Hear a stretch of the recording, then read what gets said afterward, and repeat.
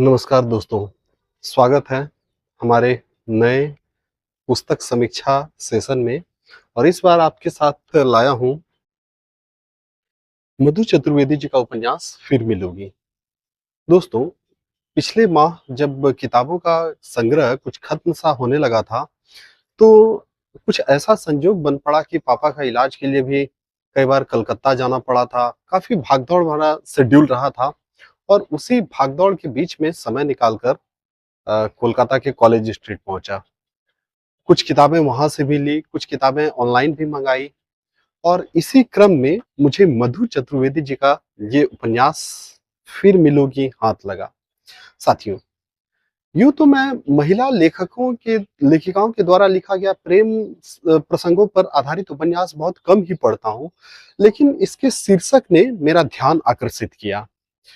और सच कहूं तो इस किताब को पढ़ने के बाद एक मध्यम वर्गीय लड़की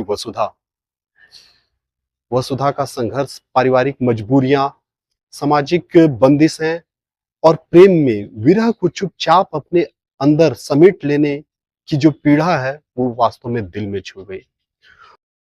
उपन्यास में नायक और नायिकाओं का मिलना मुझे पाउलो कोएल्हो की एक उपन्यास द अल्केमिस्ट की एक लाइन याद दिलाती है कि जब आप किसी चीज को पूरी शिद्दत से चाहते हैं, तो पूरी कायनात उसे आपको मिलाने की साजिश में लग जाती है। ठीक उसी तरह से वह अनजाना ट्रेन का पहला सफर और पहली ही मुलाकात में अनकहा सा जुड़ाव और फिर उस भीड़ में बिना किसी पते नंबर के दोबारा खो जाना और दोबारा नियति के द्वारा फिर मिला भी देना, ये सब पढ़ने के बाद मन सच में एक रूमानी एहसास से तो जरूर भर जाता है।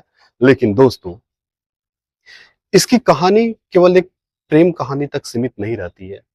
लेखिका ने प्रेम की आड़ में हमारे समाज में हमारी खोखली रूढ़िवादी मानसिकताएं, समाज की खोखली मान्यताओं की परतें इतनी बेबाकी से खोली है कि सुधा, जो एक मध्यम वर्गीय परिवार की लड़की है, उसके भाई की माता पिता और भाई की निगरानी, हॉस्टल का स्वच्छंद जीवन, बंदिशें, इन सब के जरिए एक और किरदार भी है इसमें, रेवा।